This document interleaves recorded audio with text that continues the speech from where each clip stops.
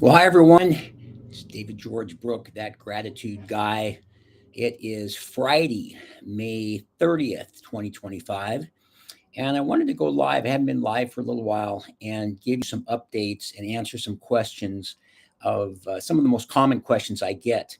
I do a short 15 to 30-second video every single day, shorts on YouTube, and then a longer form, usually a couple times a week. And as a result of those videos, I get questions that come up a lot that I thought I'd go live to answer some of those. To respond to a number of comments all at the same time. And one of the first things I get a lot is talk to me, David, about anxiety and depression. And anxiety is generally thought of as more about the future, and depression is usually focused on the past and maybe the present.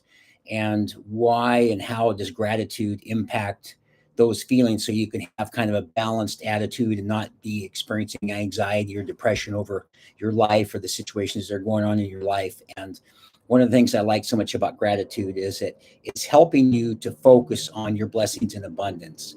And of course, you've heard of the glass half full. That's one of the oldest things in the book, but I've always had an attitude in my life of the glass half full, and yet we're around a lot of people where the glass is half empty, which is really sad. So if you focus on your blessings in abundance and you focus on all the good that's in your life, you can really mitigate some of the effects of anxiety and depression. And I talk to people about, you get out of bed in the morning and you can get out on the left side or the right side, positive or negative. It's a choice you get to make every day. Nobody can get into your brain and rewire the wires and turn you from a positive into a negative. But you can focus on being a negative into a positive by counting your blessings. And sometimes it's as simple as thinking about you had a warm bed to sleep in last night, a hot shower this morning, food in the refrigerator, roof over your head, great relationships, children's jobs, whatever it might be, but focusing on those things. And we live in a world, let's face it, currently here in May of 2025 is pretty incredibly intense and tough to deal with. All you have to do is watch the news at night and you'll have to fight off being depressed because there's so much negativity in the world, in the United States and our country and around the world. But it is a choice that you get to make. And you can go around and feel pretty bad about that. And at the same time, realize where's that going to get me? If you can change one person and help yourself and then help other people, that's one more person that got help than say yesterday. So use gratitude. And I'll talk about a gratitude journal in a second, something I feel very strongly about. But use that to really reframe and refocus your attitude towards the glass half full. You'll live longer too. I'm getting up there in years, and the doctor always talks about mentally, emotionally, physically, spiritually, and those aspects of your life. And if you have a positive attitude, it's been proven over and over again. They say two people go into a hospital with the same disease, the positive attitude lives, the negative attitude dies. So that's what can happen. So really think about that. And in terms of the other thing that's important to us too, the depression and anxiety I mentioned, is relationships. And it's so important human beings are a species that wants to be together with other people. We're not necessarily lone rangers, and we're meant to be in shared community and relationships and family and friends and kids and spouses and girlfriends and boyfriends and all that type of thing. So it's very important. But at the same time, what good are you going to be in a relationship if you don't feel good about the person you see in the mirror every morning brushing your teeth?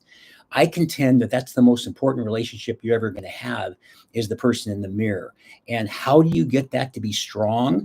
When your relationship is strong and you feel good about that person, everything in your life works better. And one of the best ways to do that, and I'll cover it here before I wrap up, is a gratitude journal. Because what you're doing every day is you're writing in a journal all your blessings in abundance, as I mentioned earlier. So, so important. And when that relationship feels good, everything, as I say, works better. You can look back in your life and see some of the worst. I mean, I know it's sad to think about it, but some of the worst decisions you made, they were typically when you didn't feel good about yourself.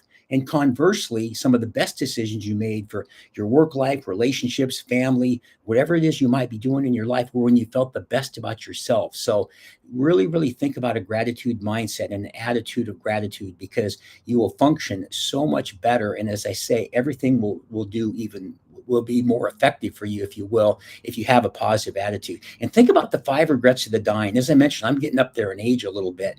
And I remember the 5 regrets of the dying. And one of them was, I wish I lived a life truer to myself, which means why did you go to school and become a doctor or a lawyer, wherever? Because your parents wanted you to, versus what you wanted to do. So really wanting to be truer to what your plans was and not trying to fit into everybody else's mold for you. Another one is, I wish I'd let myself be happier. I love the word gratitude, and I'm really into the word gratitude and understanding how you have this mindset. But I think a new word I'm even focusing on a little bit more is happiness. Are you happy? And if you are, fantastic. Tell me why you're happy. Maybe I can get some of that, or spread it around, or help other people with it. And that's fantastic. Tell me some of the reasons why you are. If you're not happy, no worries, but tell me what you're doing about it. If you got a problem, scratch the itch, as they say. So if you're not happy, that's fine, but tell me the 2 or 3 things that you're doing that'll make you happier or get you more towards happy. Because I think that could be the goal. Who wants to go through life being unhappy if you can possibly help it? And that, again, is where gratitude comes in so much. And so another one is, I wish I hadn't worked so hard. People don't think about all the efforts they made at work and wish they would have gone to work more often. And they think instead about their vacations, their families, their trips, the things that happened growing up, and the different things they experienced. So I just think it's very instructive. And another one of the 5 is, I wish I'd kept more in touch with friends. Community is so important. Again, you get to be my age, and so many people don't have as many friends anymore. And loneliness has become a big problem. It's kind of one of the new killers, they say, when people don't have anybody in their life. They think they have all these friends and subscribers and followers and likes and that type of thing. But in reality, do you have a friend that can just sit down with you and have a cup of coffee and just talk about life and maybe share some things and so on and so forth? So I thought that's really important. And again, thinking about the community, that people can, like, what is it somebody said? A good friend sings your song back to you when you've forgotten the lyrics. What a great line, when people will reflect back to yourself. And I should do a whole separate video just on why we're so hard on ourselves. I've never understood why we take a hammer out and we just hammer ourselves in the head, and it's never quite good enough.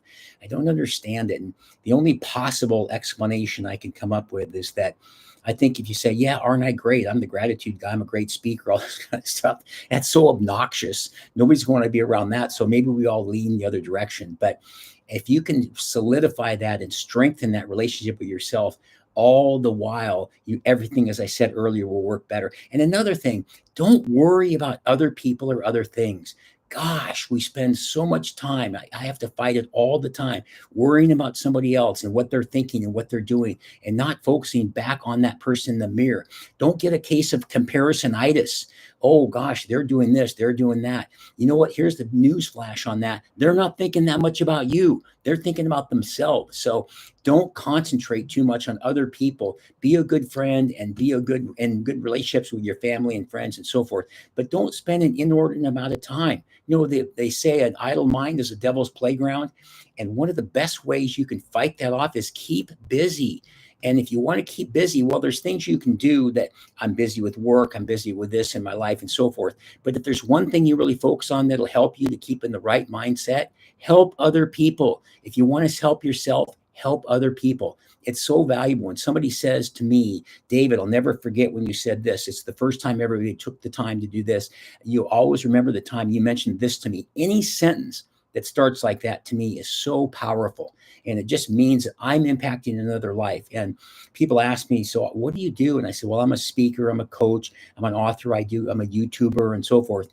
But I really think the big thing that comes down to me is I impact lives. I'm trying to show people that an attitude of gratitude can reframe and refocus your life on a very positive track. And speaking with that, I'm going to mention, as I kind of wrap up in a few minutes, that Gratitude Guy's Daily Gratitude Journal. A gratitude journal is so powerful. This is mine that, of course, I sell. I'll put a link in the comments, and you can get it online. You buy it through Amazon and so forth. But it's so important. There's a little saying right in the front of the gratitude journal. It says, if you think about it, it's like a dream. If you talk about it, it inspires you. But if you write about it, it empowers you. There's something about, I am so grateful to Uncle Fred for inviting us over for dinner last night for a great meal. It plants it in your brain. And I did some research recently recently that talked about why this little instrument called a pen and a paper where you write down, I am grateful for this, plants it in your brain. And let's face it, that's what you want. You want something that's going to be planted in your brain that stays there so you can access it later on when maybe you're not having as good a day or whatever. And another nice thing about a gratitude journal, and as I say, I've got a link in the comments or link in the description. Another nice thing is you can go back and look what you were thinking on that day. Go back and look on a day you had a tough day and see what you wrote. I know I write in my gratitude journal every morning on my power hour, stretching, meditation, water, making my first cup of coffee, making the bed, taking the shower, all those types of things. And then I turn on the devices, the laptop or the cell phone. But the thing that's interesting is that in the journal, you already write in the morning. So it kind of sets the tone for your day. Some people write at night. I like to write in the morning, but it sets the tone. And if I'm all of a sudden having a tougher day later on, I reread what I wrote that morning. It's so helpful. It brings you back into focus and thinking about my two sons, the blessings, the health I have, again, physically, mentally, emotionally, spiritually, and so forth. So very important. So think about all those things, and I'll do a shameless plug again for that Gratitude Guys Daily Gratitude Journal. Again, link is in the description. Very powerful. It's 5 to 6 minutes every single day. Makes such a big difference. And it can reframe. And again, I'll say it again, it can refocus your life. And you're always talking out. I've never come up with a better thing than the glass is half full, which has been around forever. But it makes such a big difference. And everything in your life will work better. You'll live longer. You'll feel better physically and mentally and emotionally. And sometimes I don't know which is more important, the brain or the body. And the answer is they're both really important. So keep your brain tuned up. Be writing every single day in that gratitude journal and focus on those blessings in abundance, and it'll make a big difference. So that's the message for today. I'll be back in another live stream probably in a week or so. Great to connect with you all. I wish you all a lot of luck. And remember, be grateful and never quit. Take care.